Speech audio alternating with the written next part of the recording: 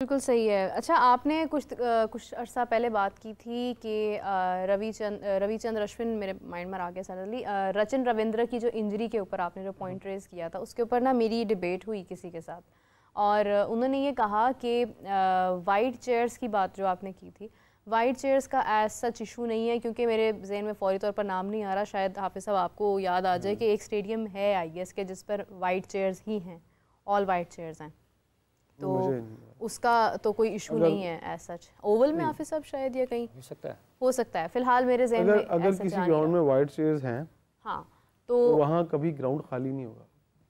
एक और टेक्निकल बात, और फिर ये है कि यही इसी बात से आपकी बात का एक और है कि अगर वहाँ पर कुछ लोग फॉर एग्जांपल के वाइट चेयर्स हैं और वहाँ पर अगर समटाइम्स कोई वाइट शर्ट पहनकर भी बैठा है तो वो भी एक वाइट विजन है, तो वो तो एक बहुत बड़ा ऐसा एलिमेंट नहीं है, क्योंकि आपने भी कहा था कि हो सकता है, तो शायद ये एक एलिमेंट ना हो। अचानक चीज आ जाना अलग बात है। हाँ। अचानक एक शर्ट आ गई पड़ी हुई है, लेकिन आपने वो एरिया ही पूरा वाइट कर दिया। फर्ज करें वहाँ नहीं है कोई वाइट चेयर वाला, वहां से तो 4-5 लोग 10 उठ के चले जाते हैं, वो जो स्पॉट है वो बड़ा हो जाता है। कभी कभी छोटा स्पॉट आपको तंग नहीं करता, बड़ा स्पॉट है ना, तो बड़े स्पॉट में बॉल छुपेगा, छोटे स्पॉट में बॉल छुपता भी नहीं है। तो यहाँ अब कोई अगर नहीं समझना चाहता, अपनी गलती को नहीं सुधारना चाहता तो ना सुधारे। मेरा तो मकसद था कि मैं इस चीज़ को मैं ही नहीं कर रहा, बहुत सारे लोग कर रहे हैं जिनको क्रिकेट का नहीं, मतलब वो यही है कि डिफरेंट लोग अपना ओपिनियन दे रहे हैं, इसीलिए इसके ऊपर एक मौजू ये स्टार्ट होता है कि फिर क्या इशू है इसके अंदर। जिद नहीं करनी चाहिए, क्योंकि अगर लाइट्स का भी जो इशू है, लाइट्स का भी ये था कि जो बॉल जो रचिन को लगी थी वो लगी थी स्ट्रेट उसको, क्योंकि वो आई गेस कि उसने चौका मारने की हाफिज साहब कोशिश की थी कुछ इस तरह से, कुछ दिल ने किया था, लेकिन उसकी शॉट जो थी वो फ्लैट थी बिल्कुल, वो फ्रंट पर आकर उसको लगी, ऊपर से आई नहीं। देखिए ऊपर वाला जो बॉल होता है ना, उसमें हो सकता है कि आपको सडनली लाइट जो है वो तो लाइट्स में छुपेगा ना। हाँ। अगर ऊपर से आ रहा है, जैसे वो फिलिप्स को था, उसने कहा मुझे लाइट में बॉल छुपा है थोड़ी देर के लिए, फिर मैंने जज किया। लेकिन जो फ्लैट शॉट आता है, हाँ, फ्लैट शॉट या तो फील्डर ऊपर खड़ा हो सर्कल के ऊपर, बहुत तेज शॉट आएगा तो हम कहेंगे यार ठीक है इसको नजर नहीं आया, बट जब आप पीछे खड़े होते हैं, देखिए ऊपर खड़े होंगे तो आपको वो जो व्हाइट स्पॉट है वो तंग नहीं करेगा। जब आप पीछे खड़े हैं तो फिर पीछे खड़े होंगे तो पीछे आपको पूरा एक मंजर नजर आएगा। मैंने तो एक मुझे जो समझ थी मैंने वो बात कर दी। अगर कोई समझता है कि ये नहीं है तो हो सकता है वो ना हो सकता है ना हो, क्योंकि ये एक थोड़ी डाउटफुल सी, लेकिन अगर ऐसा हुआ है और मुझे लगता है कि वो व्हाइट चेयर्स का इम्पैक्ट है, वो आपको बदलना पड़ेगा आज नहीं, क्योंकि देखिए ना उसके बाद फिर साउथ अफ्रीका पाकिस्तान का मैच भी हुआ और उसमें ऐसा कोई ऐसा इशू नहीं आया, नहीं छुपा। फिर ये लाइट्स हैं, ये मूवेबल हैं, ये इनका जो झुकाव है वो नीचे की तरफ भी हो सकता है, ये इस तरह से स्टिफ नहीं है कि इनका एक ही विजन है, ये थोड़ी सी मूवेबल है। अगर फौरी तौर पर ऐसा महसूस हो कि शायद लाइट्स की वजह से कोई इशू आ रहा है या आपको ऊपर देखते हुए थोड़ी दुश्वारी पेश आ रही है, तो वो ये लाइट्स जो हैं ये नीचे की तरफ भी हो सकती हैं, इनका मतलब ये है। बदल सकते ना, लेकिन ये कि आपको प्रैक्टिस हो गई ना, तजुर्बा कर लिया आपने। हाँ ठीक है, अगर इब्तिदा में हर चीज में थोड़ी थोड़ी गलतियां होती हैं, हम ये नहीं कहते किसी ने ये जानबूझ के किया है, हो सकता है किसी को नहीं समझ आई हो, जिसने ये डिजाइन किया हाफिज साहब ग्राउंड, वो उसको क्रिकेट की हाउन है या नहीं है, वो स्टेडियम तो बना रहा है, हो सकता है फुटबॉल के स्टेडियम बनाता हो, हॉकी के स्टेडियम बनाता हो, वो क्रिकेट का डिज़ाइन उसको दे दिया उसने। लेकिन कभी कभी इंसान के दिमाग से निकल जाती हैं चीज़ें, ज़रूरी नहीं है कि हर कोई बंदा परफेक्ट होता है, किसी ना किसी में। देखिए ये जो है ना मार्जिन एरर का, ये हर जगह होता है, अल्लाह ताला की ज़ात के सिवा कोई परफेक्ट नहीं है। अच्छा, जो पाकिस्तान के ये तीनों मैचेस हैं इस ट्राई नेशन सीरीज़ के, इसमें मजमूई तौर पर कारकर्दगी आपके ख्याल में कैसी रही है? किस टीम की हवाले से बात?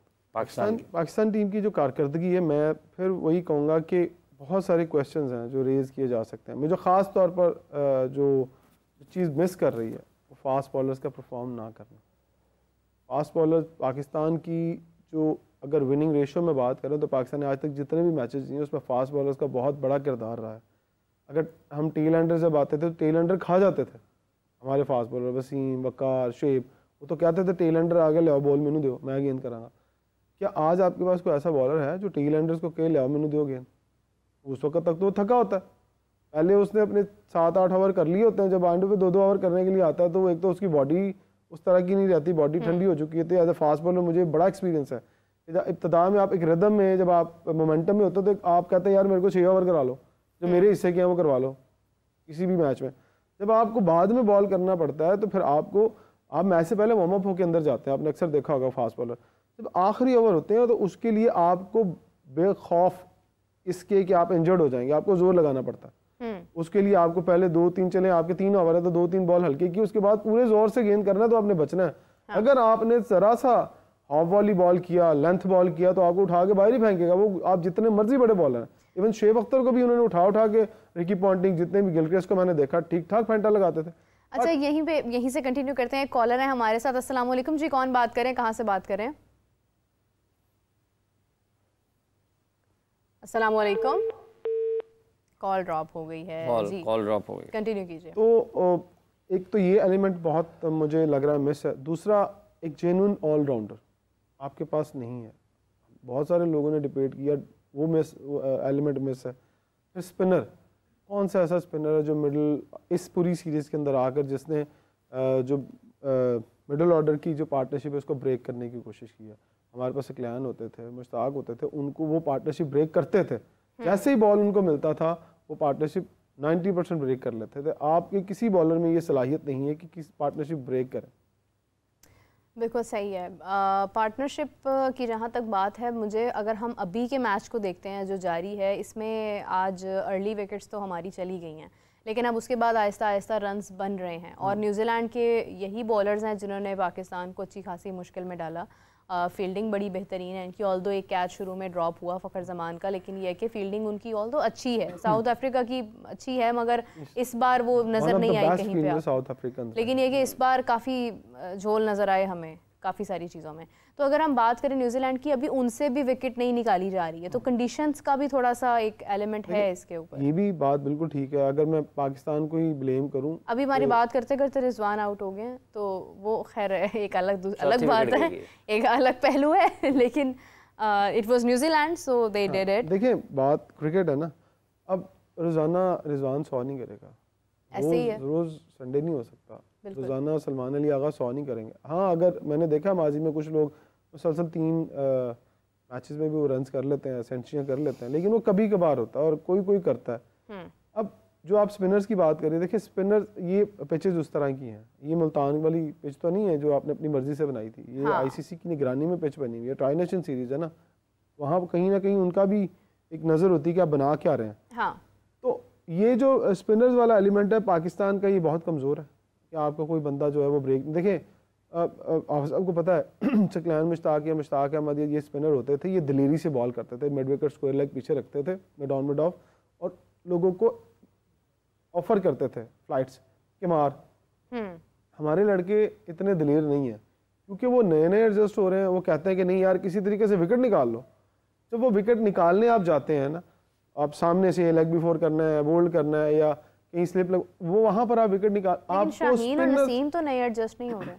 उनका तो मैंने पहले ही बता दिया ना, उनके प्रॉब्लम्स क्या है फास्ट बॉलर्स के। फास्ट बॉलर का प्रॉब्लम ही है कि उनकी पेस कम हो गई है, वो थक जाते हैं। ये कोई माने या ना माने, इनकी जितनी क्रिकेट देखिए फास्ट बॉलर का ना एक टाइम होता है पीक एरिया, उनकी जो बॉडी है ना वो नहीं इतनी लंबी चलती, वो आपको बिल्डअप करनी पड़ती है। इस अगर आपने 7-8 साल क्रिकेट खेली है, फिर आपको अपना फिटनेस का मेयार बेहतर करना पड़ता है, जब प्रोफेशनल क्रिकेट खेलनी पड़ती है। ये नहीं है कि आप अपने इब्तदाई दिनों की परफॉर्मेंस के ऊपर लंबी क्रिकेट खेलते चलें। ये पाकिस्तान में ही होता है माजर के साथ, दुनिया भर में ऐसा नहीं होता। अगले 5-6 मैचेस के बाद छुट्टी करा देते हैं, भाईजान आपकी रिप्लेसमेंट आ चुकी है तो आप रेस्ट करें। तो ये इशू जो है, ये मुझे लगता है कि पाकिस्तान की जो क्रिकेट टीम है उसमें है, और दूसरी टीमों को भी अब समझ आ जाएगी। देखिए अब उन्हें समझ आ जाएगी कि उन्होंने अपने स्पिनर्स को किस तरह विकेट्स उनसे लेनी, किस तरह उन्होंने पार्टनरशिप ब्रेक्स करनी है, middle of the inning bowling कहाँ करनी है। ये हमारे एनालिस्ट नहीं है दुनिया के पास जो बैठ के एक बॉलर को कहते हैं, कोच कहता है यार आप जाओ इसके साथ जाके कमरे में बैठो बड़ी एलसीडी पे देखो जाके कि ये आपने किसको कैसे मार्क करना, आपकी गलत। वो आते हैं खुद अपने एनालिस्ट के पास कि बताओ यार किसको मैंने कैसे बॉल करनी है। हमारे लड़के करते हैं कैसे? नहीं करते। कोई एक मिसाल मुझे दे दें, कोई एक कोच बता दे कि हाँ यार फलां प्लेयर मेरे पास आया था, उसने कहा मुझे इंडिया के फलां प्लेयर की बैट्समैन की निकाल के देखो जरा बैटिंग, तो मैंने उसके ऊपर काम करना है। फिर वहाँ से सीख के लोग नेट पे जाते हैं, वहाँ पूरा वर्क करते हैं। तो ये एलिमेंट बहुत बड़ा मिस है। इसको मैं कहूँगा सिंसियरिटी नहीं है, ना खुद के साथ ना मुल्क के साथ।